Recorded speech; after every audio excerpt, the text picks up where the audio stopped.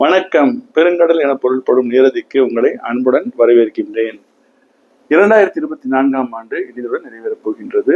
இந்த ஆண்டில் நாம் நிறைய திரைப்படங்களை பற்றி பார்த்தோம். இதற்கு நீங்கள் நிறைய எனக்கு ஆதரவளித்தீர்கள். உங்களுக்கு மிக்க நன்றி. இப்ப நம்ம பார்க்கும்போது எல்லா திரைப்படங்களை பற்றி நம்ம பணம் அல்லது நேரம் இந்த இரண்டும் கொடுக்கலாமா என்பதை பற்றி தான் முக்கியமான பாயிண்டாக வச்சு நாம் பார்த்தோம். ஏனென்றால் இரண்டுமே மனிதனுடைய வாழ்க்கையில் ரொம்ப முக்கியமானவை. ஸோ நம்ம எப்போ பேசும்பொழுதும் நம்முடைய பணத்தையும் நேரத்தையும் இந்த திரைப்படத்தில் கொடுக்கலாமா வேண்டாமா என்பதை தான் நாம் பேசினோம். 2024ஆம் ஆண்டில் வெளிவந்த தமிழ் படங்களில் 5 திரைப்படங்களை நம்ம தேர்ந்தெடுத்து அதை நீங்கள் இன்னும் பார்த்திருக்கலாம் ஒருவேளை, இருந்தாலும் 5 திரைப்படம் தேர்ந்தெடுத்து இவற்றை நீங்கள் தவற விட்டு விடக்கூடாது, மிஸ் பண்ணக்கூடாது. நீங்கள் திரையில் பார்க்கவில்லை என்றால் கூட ஓடிடியில் பார்க்க வேண்டும் என்கின்ற ஒரு அடிப்படையில் அந்த லிஸ்ட் உங்களுக்கு சொல்லலாம் என்று நினைத்தேன். அது ரேட்டிங் கிடையாதுங்க. முக்கியமாக இது இந்த 5 திரைப்படங்கள் நீ கண்டிப்பாக பார்க்க வேண்டும் என்பது நிச்சயமாக ஓடிடியில் எல்லாம் இருக்கும் நினைக்கின்றேன். ஏன்னா எல்லாமே நல்ல பாப்புலரான ஹிட் படங்கள். அதே போல 5 திரைப்படங்கள் நமக்கு மிகுந்த எதிர்பார்ப்பை கொடுத்து அந்த அளவுக்கு நமக்கு ஏமாற்றத்தை கொடுத்த தமிழ் திரைப்படங்களை பற்றியும் நான் சொல்லலாம் என்று நினைத்தேன். மிகுந்த எதிர்பார்ப்பு என்று சொல்லும்போது உங்களுக்கு தெரியும், ஹை பட்ஜெட் படங்கள், பெரிய ஹீரோ அண்ட் ஒரு ரொம்ப பெரிய அளவில் விளம்பரம் இதெல்லாம் இருக்கும் என்று உங்களுக்கு தெரியும். ஸோ 5 திரைப்படங்களை நீங்கள் பார்க்க வேண்டாம் இனிமேல் என்பதை பற்றி சொல்லாமல் நினைத்தேன். அது மட்டுமல்லாமல் மலையாளத்திலும் இதே போல 5 சிறந்த திரைப்படங்கள், ரேட்டிங் இல்லை நான் சொல்வது, இந்த 5 திரைப்படங்களை நீங்கள் எப்படியாவது பார்த்து விடுங்கள். ஏன்னா இந்த 2024ஆம் ஆண்டு வெளிவந்த திரைப்படங்களில் மிஸ் பண்ணக்கூடாத திரைப்படங்கள் என்று மலையாளத்திலும் ஒரு 5 திரைப்படங்கள் உங்களுக்கு நான் சொல்ல விரும்புகின்றேன். தமிழில் ஆரம்பமா நீங்கள் பார்க்க வேண்டிய திரைப்படங்களில் 5 லப்பர் பந்து, ப்ளூ ஸ்டார் என்ற 2 ஸ்போர்ட்ஸ் ரிலேட்டட், கிரிக்கெட் ரிலேட்டடான 2 திரைப்படங்கள் வந்தன. இது ரெண்டுமே வெறும் விளையாட்டு மாதிரி, சென்னை 20 மாதிரி அப்படிலாம் இல்லாமல் கொஞ்சம் சமூக கருத்துக்களை உள்ளடக்கிய படங்களாக வந்தன. இரண்டுமே நன்றாக தான் இருந்தன. இருந்தாலும் இந்த 2இல் எனக்கு மிகவும் பிடித்த திரைப்படமாக இருந்தது லப்பர் பந்து.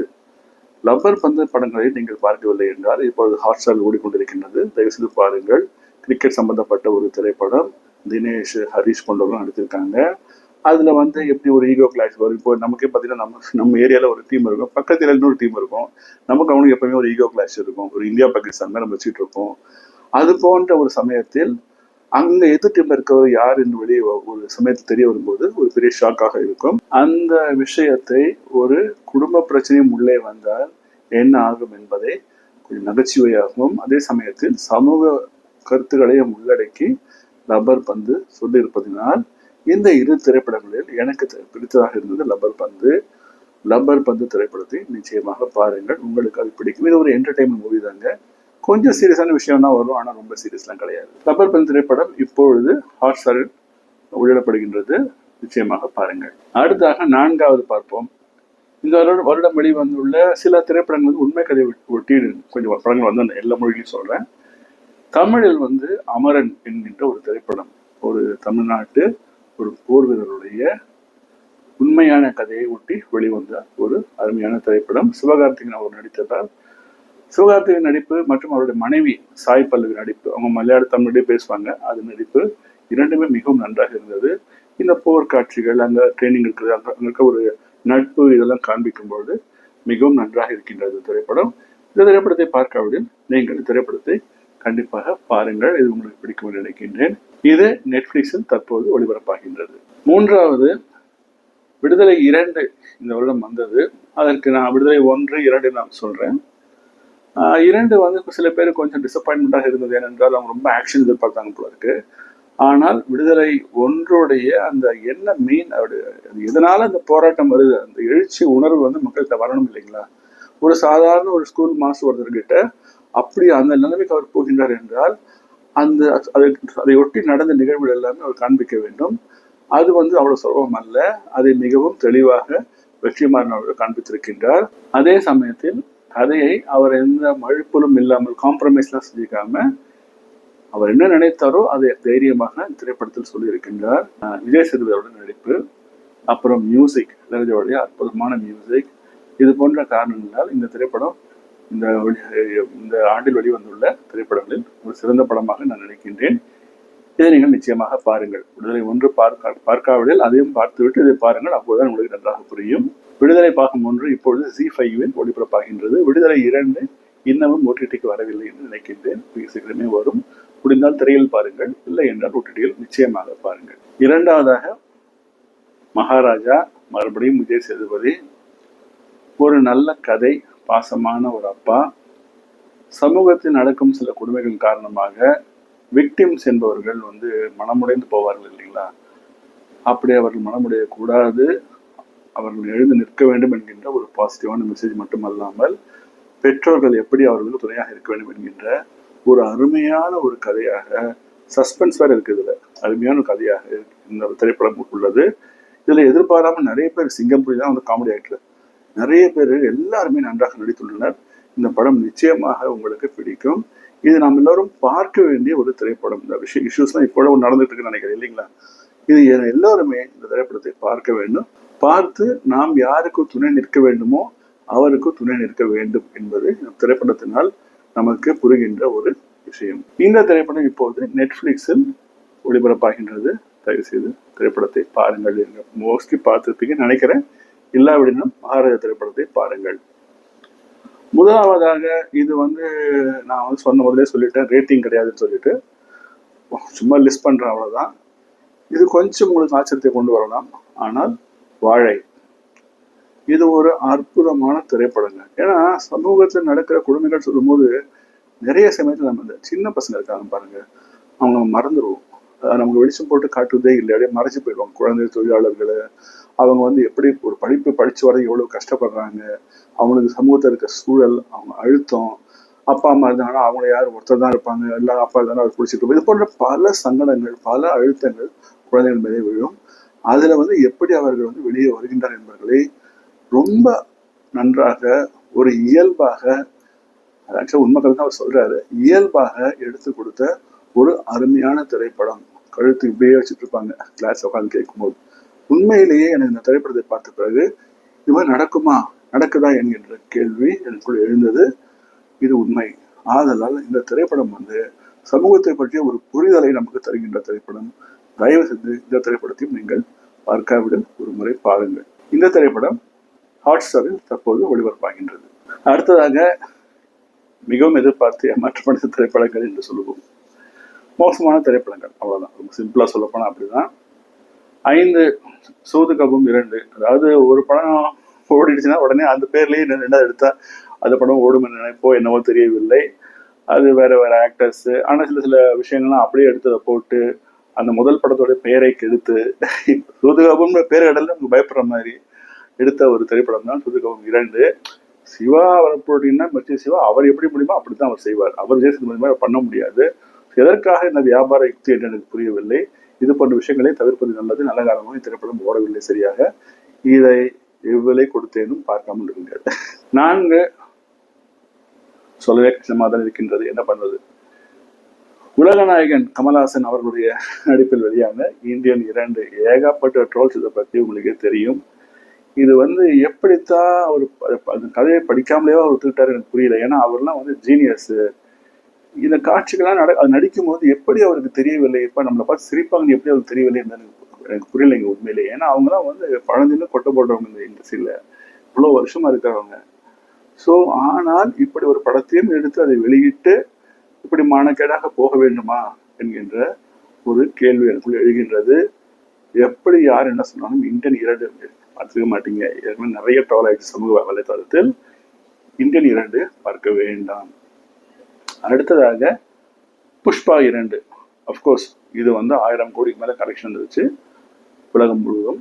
1000 கோடி கலெக்ஷன் வந்ததுனால நல்லபடி நான் சொல்ல முடியாதுங்க. ஏன்னா புஷ்பா 1 ரைஸ், இது ரூல். என்னன்னா நிறைய பணம் இருக்கு, அவர் என்ன நினைச்சாலும் நடக்குது, என்ன வேணா பண்றாரு. அவர் கவர்மெண்ட் சேர்க்கிறாரு, இவரை வாங்குறாரு, அவரை வாங்குறாரு.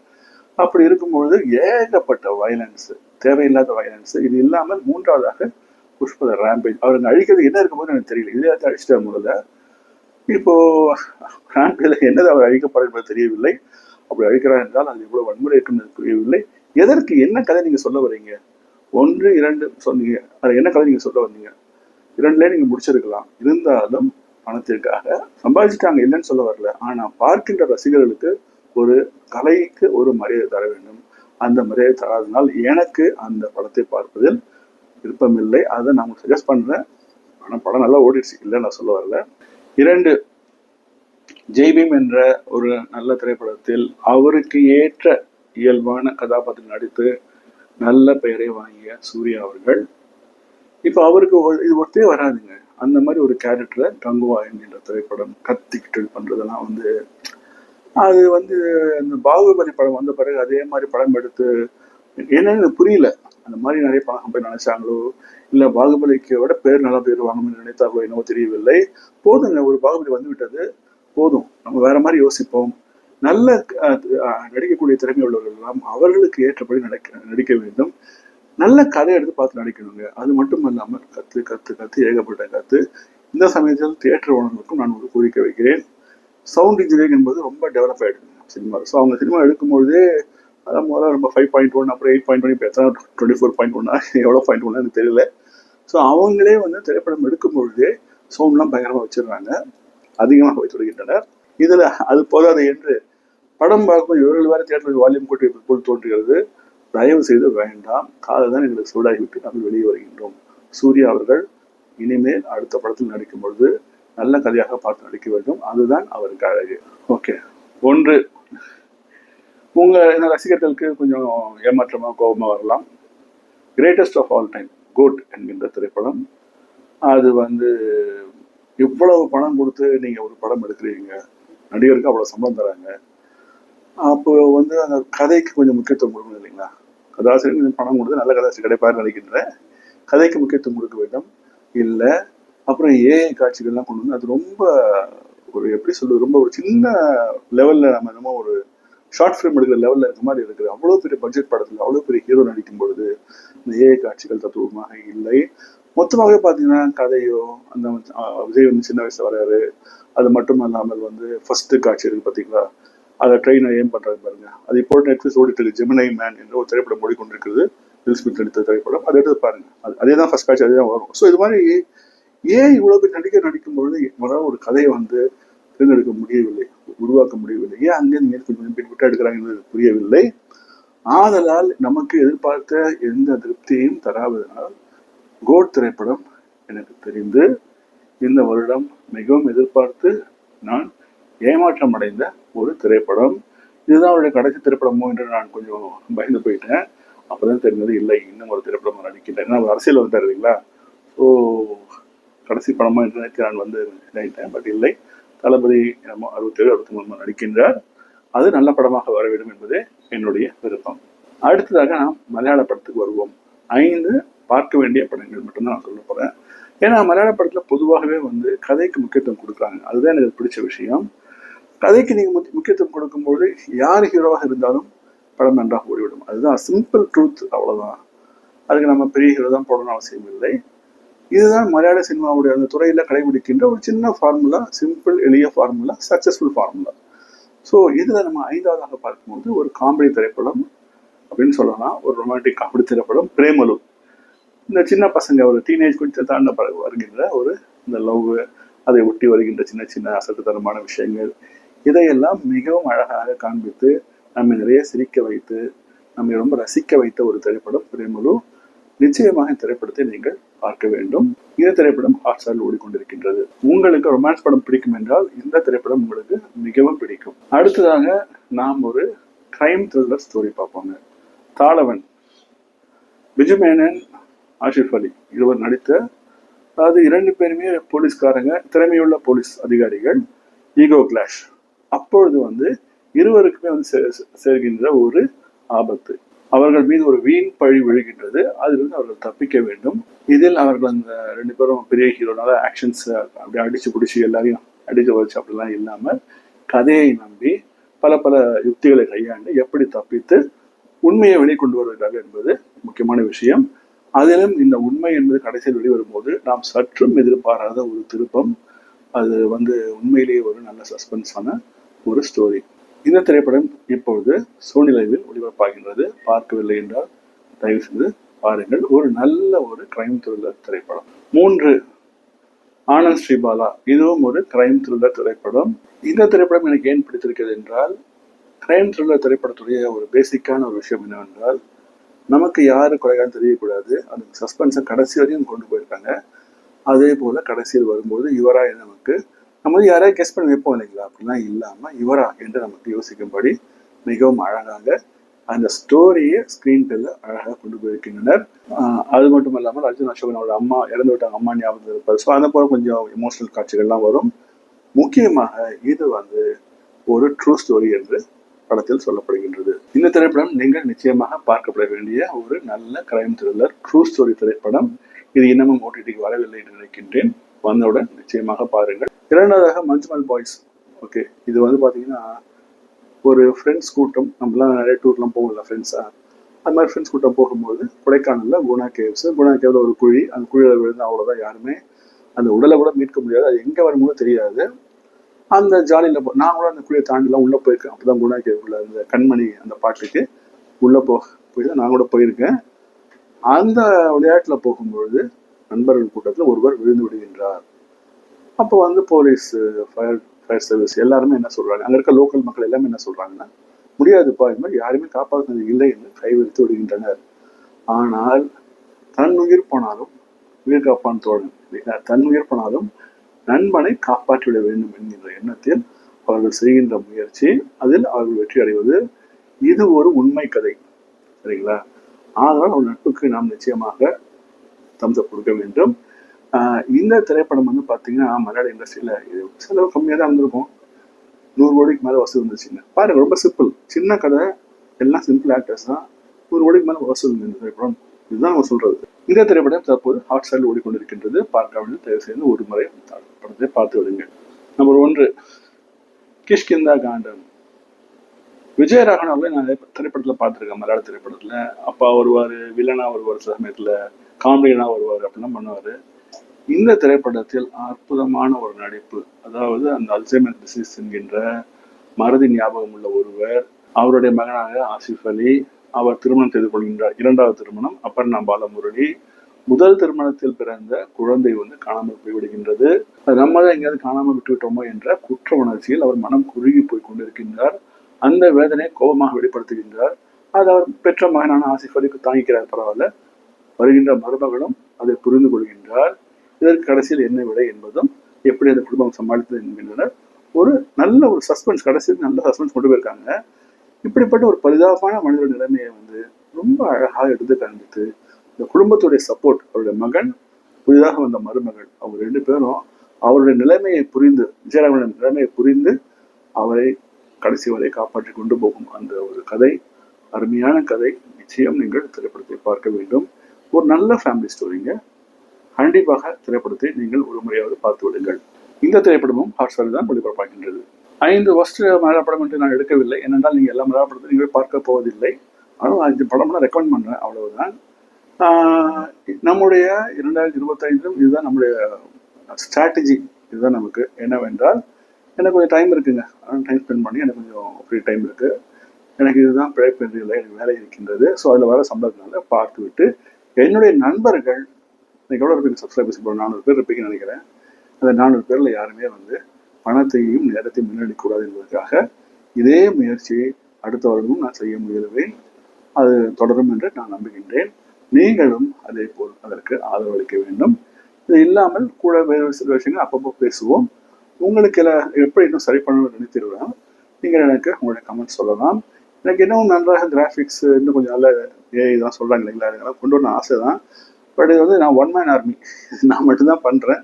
ஸோ என்னுடைய சக்திக்கு என்ன முடியுமோ அதை மட்டும் தான் நான் செய்து கொண்டிருக்கின்றேன். நிச்சயமாக இந்த காட்சிகள் எல்லாம் கொஞ்சம் ட்ரை பண்ணுறேங்க. இதுதான் 2025 நம்முடைய ஒரு ரெசல்யூஷன்.